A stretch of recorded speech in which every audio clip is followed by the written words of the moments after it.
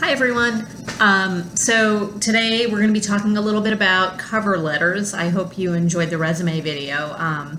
So that gives you a little bit of an idea of how to put that together. The second part of the job application package is your cover letter.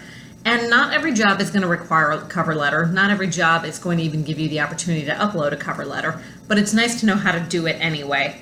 Some jobs, that can be the thing that really sets you apart from other applicants. And you might have heard, well, I don't really know if people read cover letters. Some recruiters might say, oh yeah, nobody reads cover letters in our company, or we totally ignore them. And that does happen. There are a lot of companies that completely ignore your cover letter. But for every one that ignores your cover letter, there might be another one where they actually read it. They pay attention to it. And I can give you a real example. So my husband at his company, which is a software company, he's the hiring manager for any developers. And he reads cover letters. He says that they give him an idea of whether this person is a good communicator, whether they're articulate, whether they just cared enough to put together a letter that was written correctly and interestingly. It doesn't have to be perfect, but you can get a sense of somebody's communication skills and professionalism from it. And excitement about the job. So he does read them. And that's a small company. It's not a giant, place with a big HR department or anything like that. They're a company of about 10 people.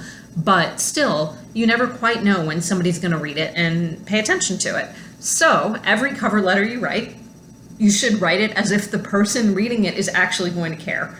And I think one of the things that people do that is ineffective is they write one cover letter and then they just use it for everything. Or they just change the name of the company and maybe change a sentence or two and send the same thing out for each place. And that is not a best practice. And there's a kind of a particular reason why.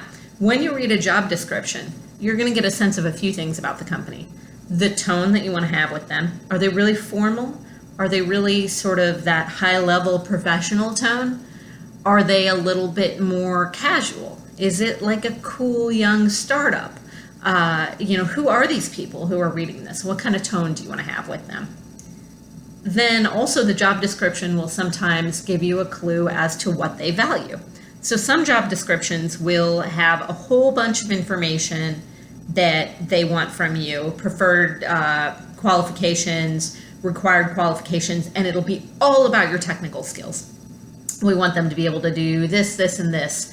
The job description requires this, this, and this. We need this kind of GPA. We want coursework in this. We want ability to program in this or to use these kinds of tools.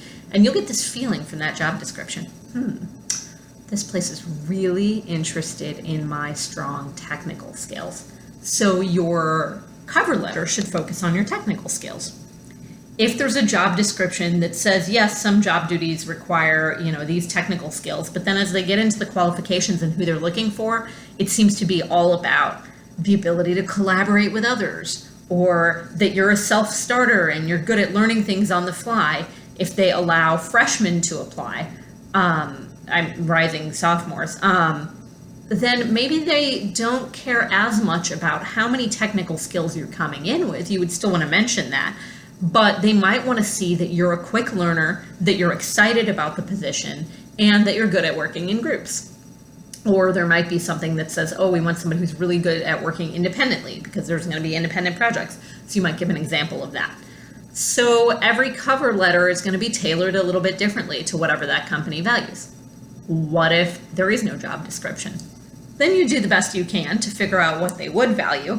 Maybe take a look at their website if they have a good website. Maybe take a look at anything online that you see about that company, and you'll get a feel for, is this kind of a small company that's got young people running it and they're really excited? Is this a really big company and I want a really professional tone? So you can get a few ideas as to how to approach it. If you don't know, if there's just nothing out there, my approach is I will tell students, do one example that focuses on your technical skills and one example that focuses on your people skills. That way you cover both bases. So sometimes when you see online examples of cover letters, there'll be 3 paragraphs. And all of the examples I have for you, I believe all the examples I posted for you are 4 paragraphs. And I think that's actually a better length to be able to do something and diversify your skills a little bit. You can introduce with a short paragraph and conclude with a short paragraph, but then in the middle you have 2 places to tell us about your skills. And so the cover letter isn't just a rehash of your resume. You're not saying, hey, I've done these 10 things, or even I have this one job and here were my 8 job duties.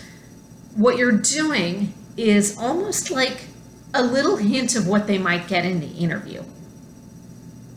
Just a little hint of it.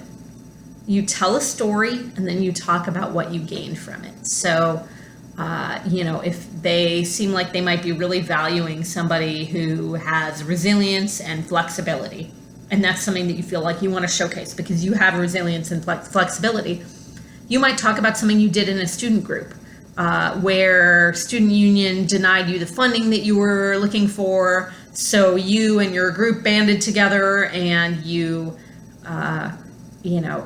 reapplied for more funding and you got some of it, and then you figured out ways to be resourceful with what you had. So that's addressing challenges, that's being resourceful, that's working with others, and you would kind of highlight that. That you can't do on a resume. You can't tell that story on a resume. On the resume, it might be bullet point. Was responsible for getting funding from student union. You would have better verbs than that, but that's essentially what the gist of it would be. And that doesn't tell the story of, and we hit all these obstacles and we just kept going and ended up making it work. Or, if you want to demonstrate your ability to learn new technologies based on interest and whatever little you know, I think one of the examples that I posted on Canvas from Jamie Cummings is about her summer internship. And I believe she was a rising sophomore then when she had that internship. And she talks about how she taught herself a particular programming language and noticed this, well, I should say flipped around. She noticed that there was a kind of an inefficient process going on. So she taught herself a programming language that would allow her to try to develop something to optimize that process. And it worked. And she was able to actually quantify how it took a 9-minute process and dropped it down to about 2 to 3 minutes. And that is really cool. It's not, hey, I knew all these programming languages that I learned in class, the end. It's, I identified a problem, I taught myself something, and I tried to fix that problem. And so you have this opportunity to tell these stories, and different jobs will require different stories. My suggestion to you is to start a master document in Microsoft Word or Google Docs or whatever you use. And every time you write a paragraph about something for a cover letter, drop it into that master document. So eventually, after you've been applying for jobs for a while, you might have 11 or 12 paragraphs in there. One of them would showcase your leadership skills. One of them might showcase how you work in a group. One of them might be about learning new things on the fly. One might be about your extremely strong knowledge of this particular lab skill that you've done in class and then in an internship. And, there might be a few others that are focusing on particular technical skills. And that way, the next time you see a job description come by and it shows maybe that they really value collaboration, you can say, hey, I have a collaboration paragraph. Let me drop that in. So you can piece it together then. So you're doing a lot of hard work for the first few cover letters, and then you'll have material to draw from. So you will find some things in common from the examples that you see. The introduction paragraph is fairly formulaic. It says, here's the job I'm applying for. Here's where I heard about that job. Companies often like to know that, like if they're posting their job in 5 different places. If all of the applicants are coming from one of those places, then maybe they'll just only pay to post it there. So it's nice to tell them how or where you heard about it. If you have a name drop, if you heard about it from a person or if you've talked to somebody at their company, this is a good place to name drop. but most people don't have a name drop, and that's fine. So that's kind of some stuff in the intro. Then what you would do at the end of the intro is have something, I like to call it a thesis statement. It's kind of a thesis statement, really. It's saying, I would be good at this job because of these key skills. And then, those are the skills that you're actually going to talk about in the cover letter. So some examples that you see will have really general things in that thesis statement. They'll say like, and my experience and education will make me qualified for this job. Well, anyone could say that. Who couldn't say that, right? Go a little more specific. My strong lab experience and my, what could be education, right? My heavy involvement in student groups will make me well qualified for this job. Something like that. So whatever you're going to talk about in those paragraphs, that's what you would put in that first sentence. Not first sentence, last sentence of the first paragraph. And that is, it's a bit formulaic. It doesn't have to be exactly that. It doesn't have to be the last sentence of the first paragraph. It could be around the end of the first paragraph, but you have something else in there. That's fine. So then your body paragraphs, there's no real formula to them. You write them, you tell these stories, and you briefly tell these stories, and you talk about how you gained particular skills from that, or how those skills were really showcased there. Then your conclusion is again really formulaic. You thank them for considering you. You mention that you've attached your resume or uploaded your resume. You reiterate your contact info, email address, and phone number. Here's one really sort of weirdly specific thing. If you, let's say you're applying for a summer internship and it's spring, and the internship you're applying for is in your hometown. If you're going home for spring break, you can say in that concluding paragraph, you wouldn't say by the way, but what you're telling them basically is, by the way, I will be in Minneapolis for spring break from March 10th through 16th and would love to meet you or tour your facility then. So basically what you're telling them is you don't have to fly me out for an interview. If you're on the fence about interviewing me, I'm actually going to be in town and have a place to stay. So if they were thinking, well, this is a maybe, and they know you're going to be in their town, they might say, well, we might as well meet her. So that's kind of, the conclusion's a good place to do that. If you're going to be in their city, let them know when, if it's going to be sometime soon. So that's the main stuff that goes in a cover letter. The examples you'll see, they're more formal in tone. They're for larger companies and stuff like that. If you're applying for a startup, for a small company, and you get a feeling that there's kind of a more casual and excited personality about it, have that casual and excited tone. Obviously, don't use just a ton of slang. You don't want to have a bunch of contractions in there. It's still a formal document, but you can really showcase that excitement. Even in a formal document, you can showcase that excitement, that passion for what they do, and for how you want to be a part of it. The purpose of the cover letter, though, for the most part, is to show, the primary purpose is to show that your skills are well suited for what they want you to do. The secondary purpose is to show that you're really excited about it, but that's not the primary purpose. So you don't want to write a whole essay to them about how their company fits into your career goals. Like, oh, it'll be so exciting to do this because I want to do this when I grow up. My career plan is to be this sort of person and these skills will help me. It's not all about how they will help you. The cover letter's primary purpose is about how you can help them. That said, a couple sentences about how it fits into your career plan or how you're really, really passionate about what they do can really help. It just shouldn't be the primary focus.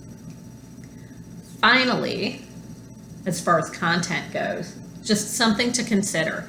You want this to be as concise as possible. So concise means short and to the point. These examples, they're not super short. They're not like, a third of a page. They take up about half a page to maybe 3/4 of a page single spaced, and that's fine. Much longer than that starts to get to be too much unless you're applying for a job in academia. In academia, we do things long. So there's if you're applying for an academic job, like something like graduate school, or the kind of lab that you would want to get into in graduate school, or a teaching position, sometimes you can go a whole page or even 2 pages. When I have applied for teaching positions, they ask for a teaching philosophy, and sometimes if you're applying for something with research, they'll ask you for a research philosophy as well.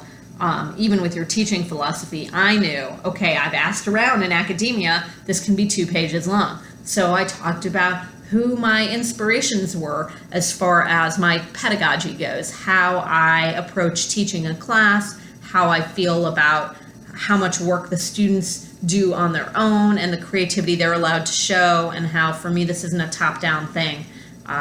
Even though here I am doing a video lecture instead of conversing with you, part of my philosophy is really to have you able to ask questions and really to guide you to do whatever it is you need to do. And so I would put that in my cover letter just for a teaching position, even if it was just that I wanted to teach one class, because I know that's how academia looks at things, and how an academic teaching position, how they would want my letter to look. For industry, 1 page is your maximum 1 page, and even don't take up the whole entire page with text. You've got all this stuff at the top and stuff at the bottom, right? Your address, their address, at the bottom, sincerely, and your name. So the amount of text you're looking at, half a page to 3/4 of a page, single spaced. Again, you can fudge the size, so you can do 10 point if you need it to be a little smaller. It can go up to 12 point. People will often pick whatever size their font is for the resume and match the cover letter to that, and that's totally fine. But you're looking at something about this big.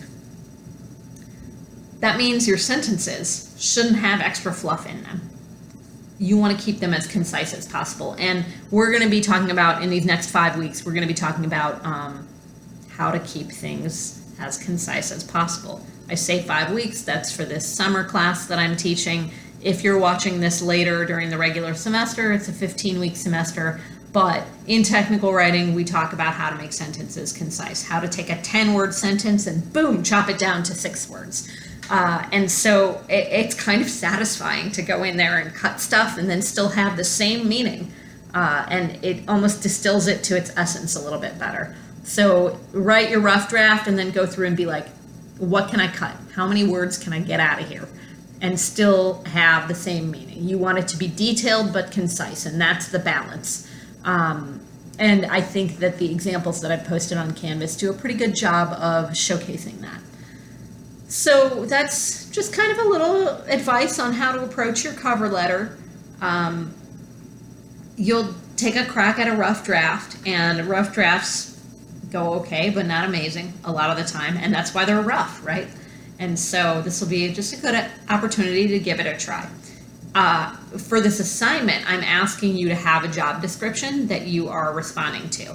So let's say the thing you're applying for doesn't have a job description. What do? Write me something. Just write me a few sentences.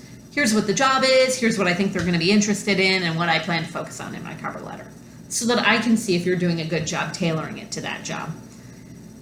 If you have a job description, just, you're submitting this on Canvas, so don't print it out. Just go ahead and submit it. You can PDF it or copy the text or whatever. But even if it's a long job description, that's fine. Just give me the job description as well so I can see what you're tailoring this to. That way, let's say it's a company that seems really super, super focused on interpersonal skills, and you spend most of the time talking about technical skills and you don't really address the interpersonal skills. I can let you know, hey, you've kind of missed the mark on this. This is a good cover letter, but for a different kind of a company. And so I think being able to tailor your cover letter like that can really set you apart from other applicants. And it's just a good skill to have. And that with your resume creates a really nice application package, a nice professional application package that showcases not only that you're qualified for the job, but also that you're a strong communicator. And I think that's kind of a secondary piece of a secondary reason that the cover letter is really important. It shows that you're a strong communicator, that you can write a letter that is professional and well tailored to the company and sounds like a person wrote it. So yeah, I think that's kind of the purpose of the cover letter. Those are a few things you need to know.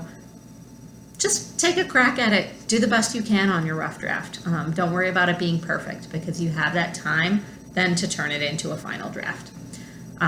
So with that, I will leave you. And let me know if you have any questions. Post them to Canvas, email me, whatever you need to do. Definitely let me know if you have any questions at all about the cover letter, the resume, or the class, and I would be happy to answer them. If it's specific to your resume, then for you, or to your cover letter for you, but if it's the sort of thing that would help everyone, I'll make sure that I answer it in some sort of public way so that all of the students in this class can get the benefit of that. So ask away, and I will